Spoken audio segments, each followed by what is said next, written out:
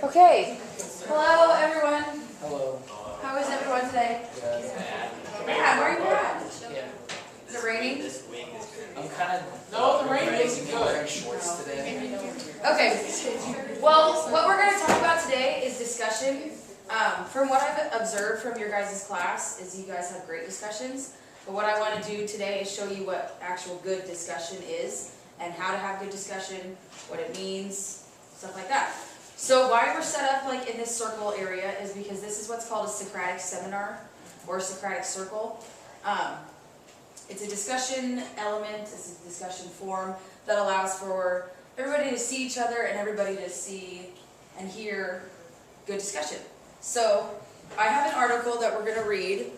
The inner circle, what you guys do is you discuss the article, the outer circle observes. Okay, so outer circle is observing, you're going to read too, then you observe, inner circle you're going to read and discuss. Okay, so for right now I'll hand these out and they can go both ways.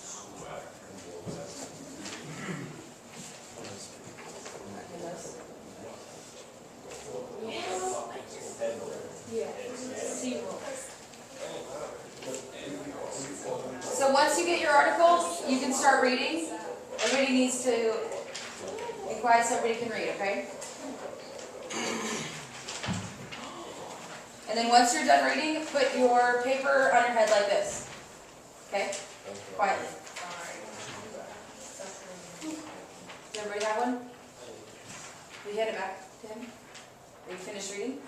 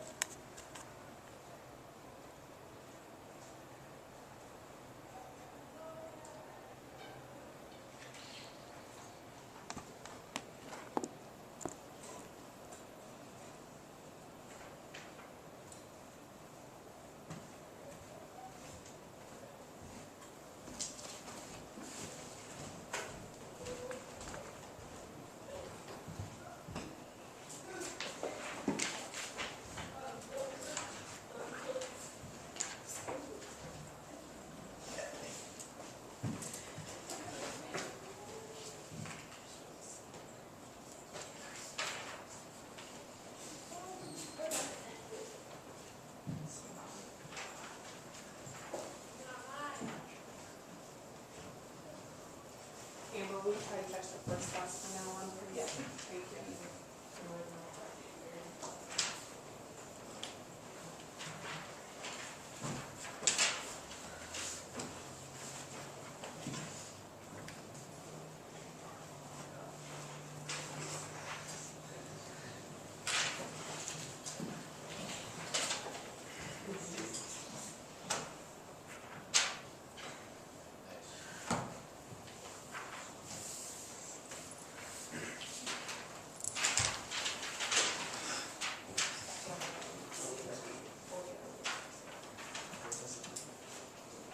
People are still reading, so you gotta be quiet.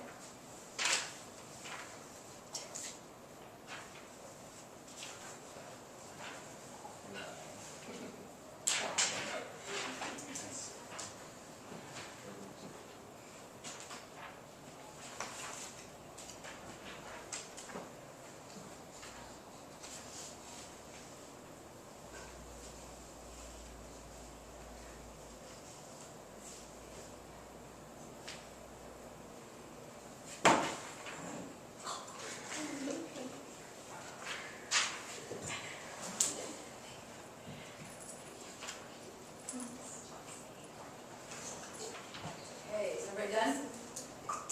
Okay, you can take it off ahead. Very impressive you're balancing. Okay, so now, back here, welcome. Back here. Okay, well, what we're going to do is the inner circle is going to discuss about the article, and then the outer circle is going to observe. Typically what happens in a Socratic seminar is the teacher is away from the discussion. If I need to jump in, I will, but I'm going to be outer circle. I'm going to be observing. Okay? So once I say go, we can launch into discussion. Okay? Go. Okay, well, SeaWorld trainers was drowned by the orca. I thought that was pretty interesting.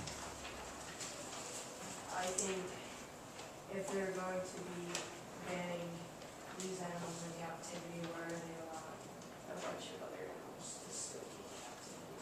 But also some animals that are in captivity because they're like rescued, just like from people who are poaching, so like maybe in this case they're catching whales for this specific purpose. And that's not, if they're killing people, one, that's not a good thing, and second of all, it's obviously not very good for the whales, so. And just for some people's entertainment, like, is that really worth it? Even captivity whales are directly affected because the sound they make bounces off the walls and it's very stressful for them. And I mean, it's not exactly, like Izzy said, a lot of them are kept in captivity because they're safe for poachers and stuff, but just for orca shows and whale shows and dolphin shows, I don't think it's very good idea to have them in captivity. Having these whales in these parks is like spending your whole life in a bathtub.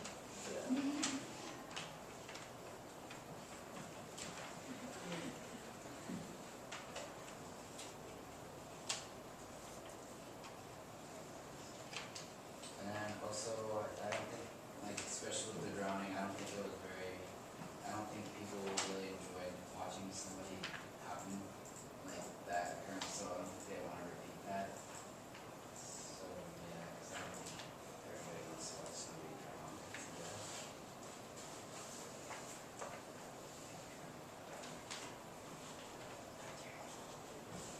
I find it interesting that they say that animals under human care are considered slaves. I think that.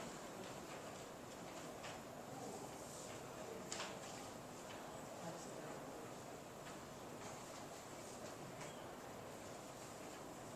There's been quite a few SeaWorld trainers that have been drowned and pulled under the water and injured by the orcas. They say that the orcas form a bond, and SeaWorld is actually telling a lot of lies about how whales live longer in captivity, and it's not true, but they kind of close it out to the public.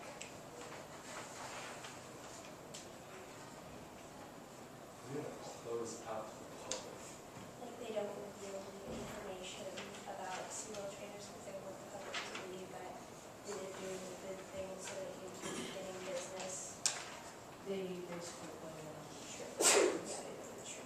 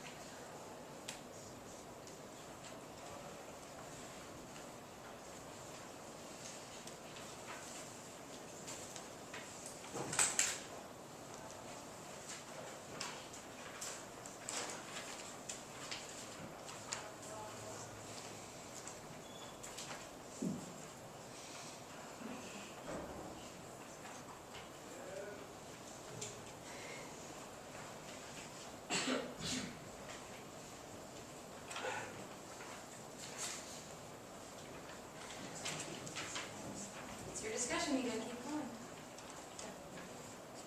Okay, well, I think that ones that whales should have to live in the ocean. After all, they're pretty big animals, and if you leave them there for 2 seconds, probably the same thing on them. How would you feel if somebody just took your clothes and you have to retain a bunch of people for the rest of their lives, and you have to stay in a small space?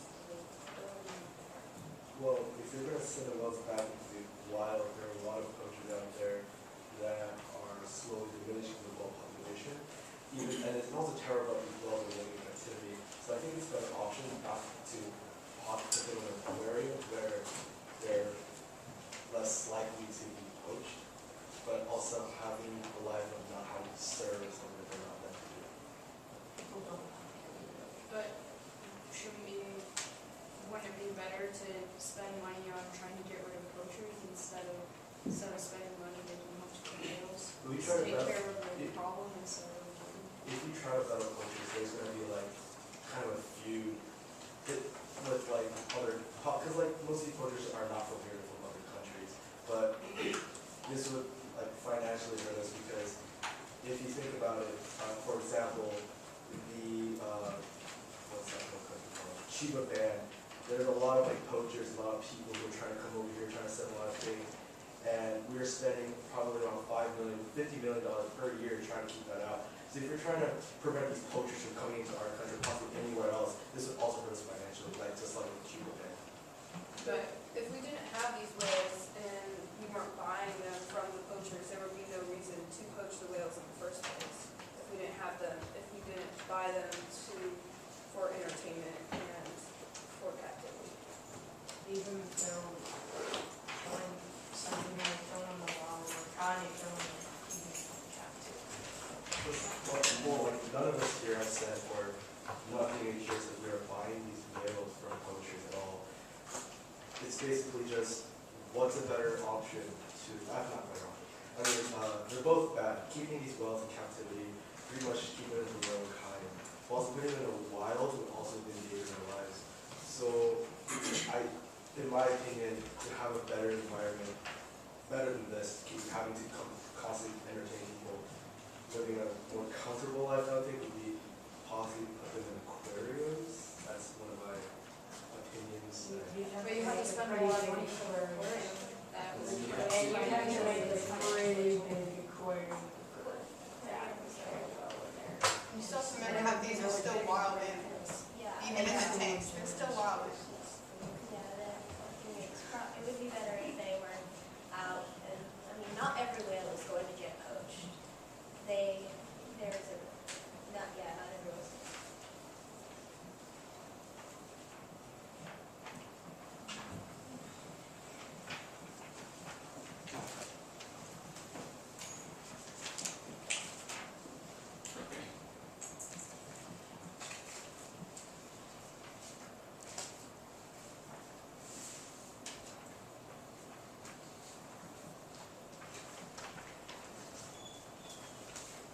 So, are you guys saying that's a lot better to put them in the wild?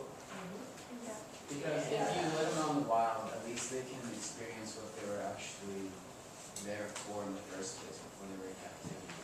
So in a way, even though, yeah, they might get poached, but the majority of them that don't get poached, they'll still be able to experience like, the actual local whale instead of being there just to entertain people who will be a good part of their lives. They'll live longer. Wouldn't there not be this problem that people never like put them in captivity? They just stayed out in the wild where they're supposed to be.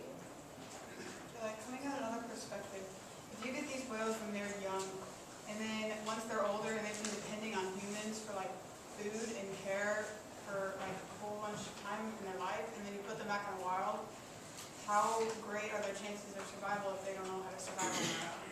It's a gradual process when they're releasing them into the wild. They will kind of, it's more or less a gradual process. They'll start having them fed, teaching them how to fend for themselves. They don't like just set them in the water and say, okay, here you go, have a nice life. But you would have to teach them, like, Well, get so them that to they get teach them to do tricks. Yeah, it kind of messes with them. We're still interfering. They didn't start putting them in captivity in the first place. And they wouldn't have to.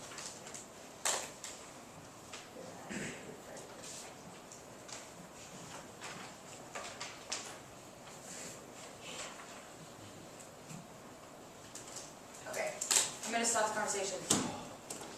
You guys did great. Yeah, you had a lot more good than needing improvement areas. So outer circle, what did you guys observe? Yeah? You can really tell when things got heated because people started talking faster and kind of a not so great tone. And I don't know, it's just nicer when you can talk about things in a civil way without getting frustrated at each other, like you can respect each other's opinions. Well, she said I could tell when someone said something and people disagreed with it, they'd all try to speak at the same time and say their opinion on that. I agree with Camille and Melissa. I think when someone said something and no one else agreed with it, they would kind of like yell at them, and they should probably just kind of like respect what someone else thinks instead of saying their opinion. Did we see anything good? I mean, there were parts really good, for the most part, keep their conversation. They were good at bringing up topics to keep the conversation going, even though there were moments of silence. Okay, inner circle, what do you guys think we did well?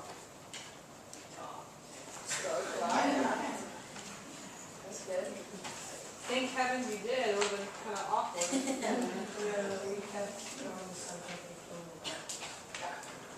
The first time I did one of these when I was in high school, my teacher, it was a learning experience is what she did, and she was, what I was doing, she was kind of away, taking her own notes, and she didn't give us any prompts or anything like that. I mean, we had an article to read, but she didn't give us any, she said go, like I did.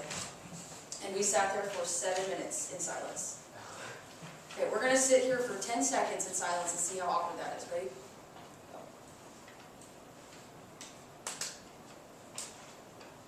Okay, that was like 5 seconds. And now I feel uncomfortable, you know? So you gotta keep the conversation going. And I feel like even though there was that little lull in the middle, you guys, for the most part, kept the conversation going.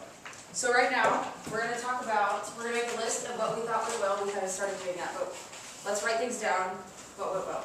So, what do we think is the first thing? Yeah? Subtopic. Yeah, topic, good.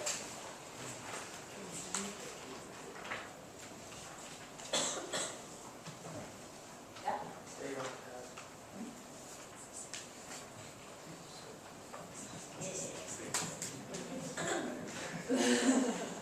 Yeah?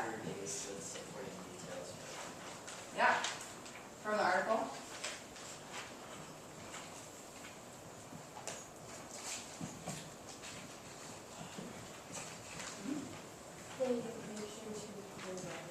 Yeah, definitely. Everybody, for the most part, everybody spoke during the conversation. That was good.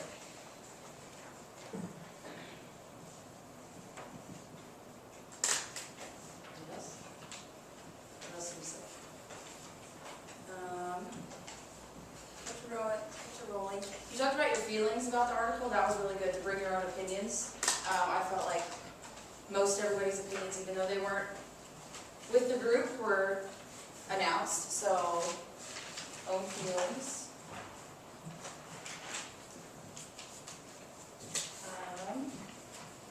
I liked when people said, I found it interesting, this is what I saw.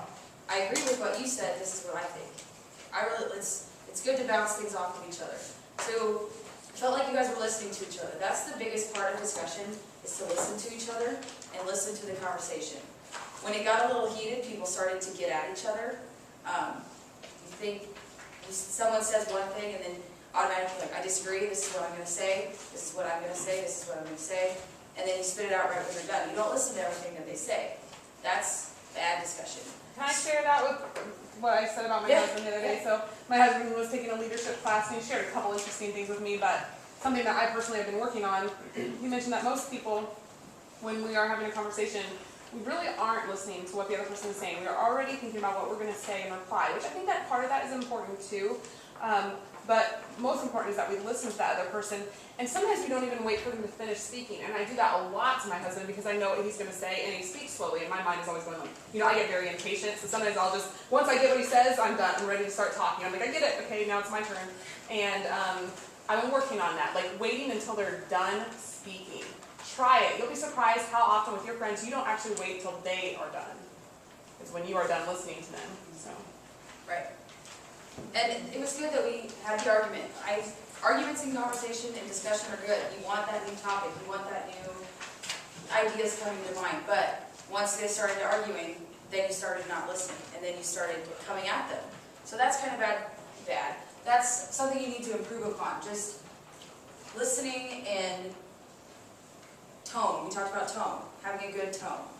You know, I hear what you're saying, but this is what I think, right? So, tone, maybe? We kind of shut down opposing ideas. Even if they weren't your idea, you said, you didn't outwardly say it, but you're wrong, right? Again, you need to say, good point, this is why I think what I think, right? In my opinion was used, and that was really great. We need to, you have your own feelings, your own opinion. That was impressive. Open filing. Oops. Yeah. There were a few leaders that emerged, a few people that kept the ball rolling, which is really good too. Okay, so this is for everybody, outside, inside. What do we think are some elements of good discussion? We've kind of listed them right here. We're gonna map out what they look like and what they sound like. So what is an element of good discussion that we've talked about? You can look over here. Yeah. Staying on topic. On topic, right. So, in a group discussion, what does staying on topic look like? Not branching out to something that's like not related, like we were talking about whales, it'd be really bad if we started talking about a celebrity or something. True. Just to read this virtual rose. What else does it look like? Anything? Okay, what, yeah, It's relevant to the article. relevant, yeah. What does it sound like? Kind of look like, sound like, kind of the same thing, this one. Anything? Same thing, basically, yeah? Yeah, facts for the article. Facts, yeah, that's good. You want to draw from what you know, draw from what you just read. You say, from this part of the article, from paragraph 3, this is what I've drawn, this is what I think. Okay, what about another element? Listening. Listening, perfect. Okay, so what does listening look like? One person talking at a time. Yes.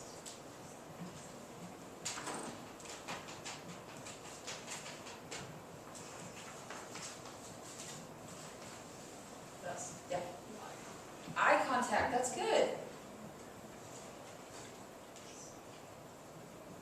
That way people know that you're talking to them, not at them, not, because if I'm gonna yell, if I yell at someone, I kind of don't like to look at, well, hopefully I do look at them, but you know, you feel awkward, like, I don't think you're right. I don't think, but if you're looking at someone, you're like, you're right, you're wrong, this is why, right? What does listening sound like? Silence, that's true, it is silent. But what kind of silent? You're not just dazed thinking about the rain outside, what are you thinking about? The person that's talking. Person that's talking, what they're talking about? Talking about.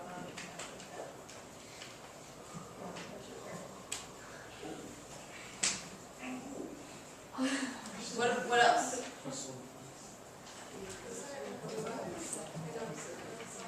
Observant silent, I like that.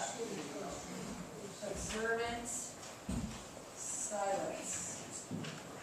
Anything else? Yeah? You're retaining what they have to say. Yeah.